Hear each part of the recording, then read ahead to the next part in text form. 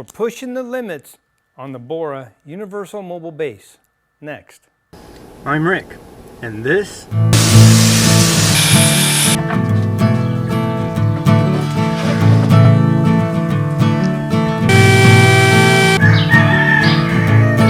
shut the heck up, you stinking boosters.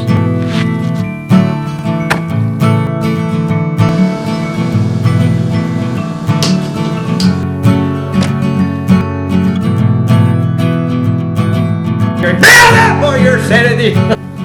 This is the Shack. Hello and welcome back to the Shack. In this video, we're going to quickly go over and assemble and somehow figure out how I'm going to put my tool on here. The Bora Universal Mobile Base. Now this base has a capacity of 400 pounds. This is what I mean by tipping the scale, because my joiner is 400 pounds. So we are pushing the limits of this Universal Mobile Base. It is temporary. It's not something I want permanently.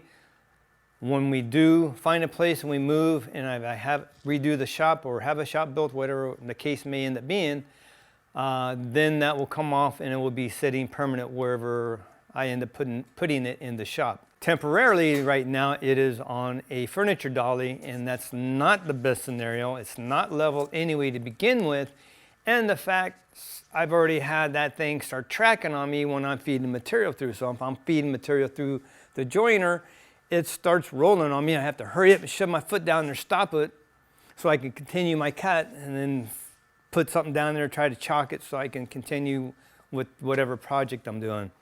So it's not been the best situation. So this is temporary. I didn't want to spend a lot of money keeping it on a budget. With that, let's reposition the camera, get down here. We're going to unbox it, check it out, assemble it.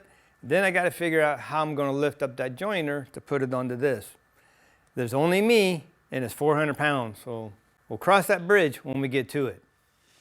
I purchased this from Woodpecker. They had a sale. I figured it was cheap enough. I'm going to give it a shot. Yeah, it doesn't look real heavy duty. It looks kind of flimsy, but again, hopefully it will be enough. Yeah, I think it's 400 pounds because these are not really heavy duty wheels. Kind of cheap. Oh well, again, temporary, hope it works. Let's just get everything out of the packaging, figure out what the heck we got, and get this thing assembled. I'll lay it out the best I can and see what all the pieces we do have. Now this does, if you have, I don't know what you would use it for unless it's something small. I think it has a maximum square of 26 by 26.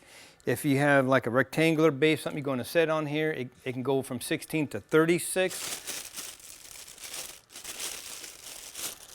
Where is it open? There it is. That is it. That's all of our pieces right there. All of these two hardware. That's one corner. That's the other corner. And the wheels. So I'll just time lapse this. We're going to figure it out and put it together.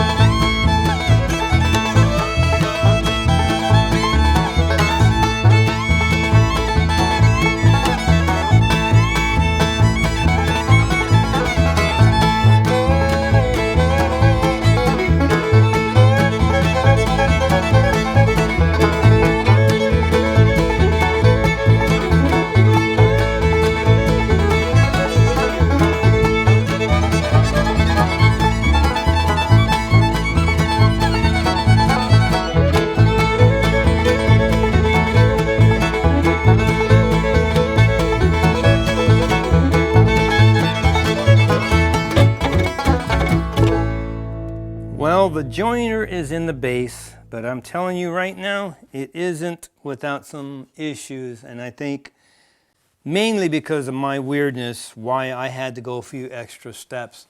So let me tell you some of the things that I had to deal with this, so you give you something to think about and at least look for prior to putting your router table, joiner, or whatever you may have into a Bora mobile base.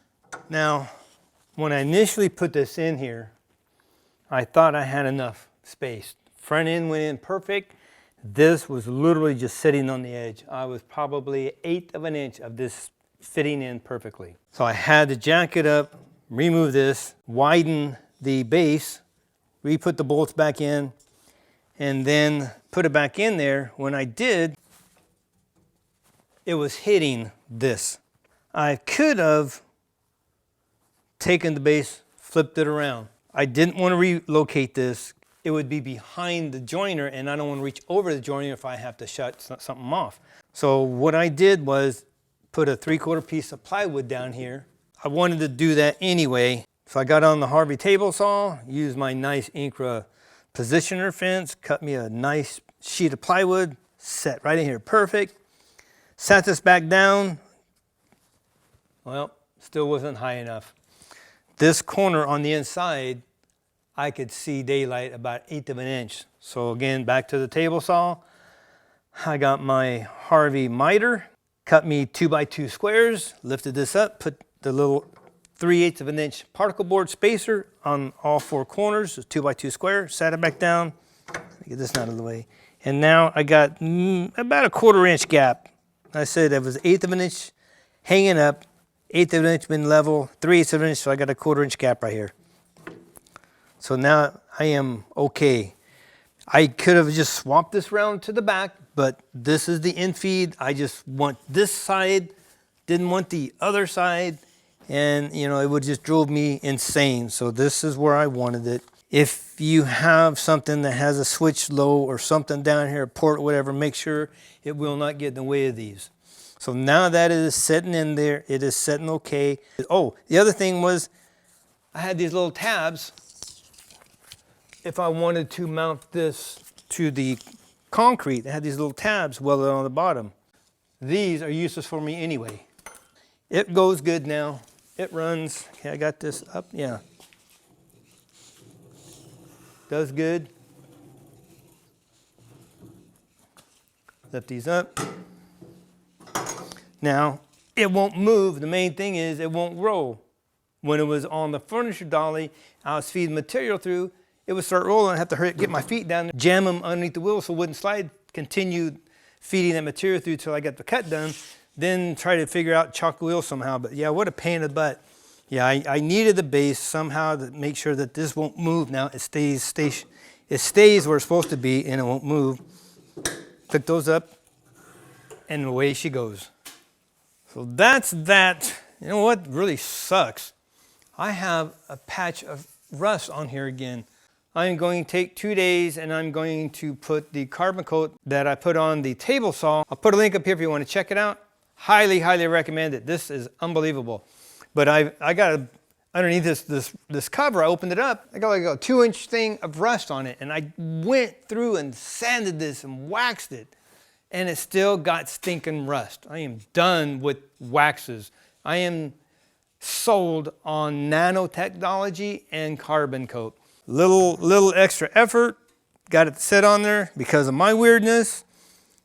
I could have just flipped it around and it would have been easy peasy done. But I wanted it on that end. Whatever you choose, if you choose to get a Bora universal base, make sure there are no obstructions, decide which side you want it on, decide which way you want to be able to push it. Whatever end or side you want to have as your steering side, that's where the locking wheels will go. Just make sure nothing is in the way. And personally, I like a solid base, so I would have put a piece of plywood in there anyway. I just like it that way. To me, it just gives it that little extra support. So that is it. We are done with this video. Check in the description. I'll have all the tools that I used in there, mainly just wrenches, sockets. If you got a friend, grab him, or like I did, use a jack, stack of wood. Anyway, we're done with this video.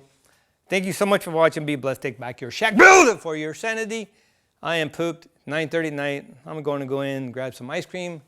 We will see you next video.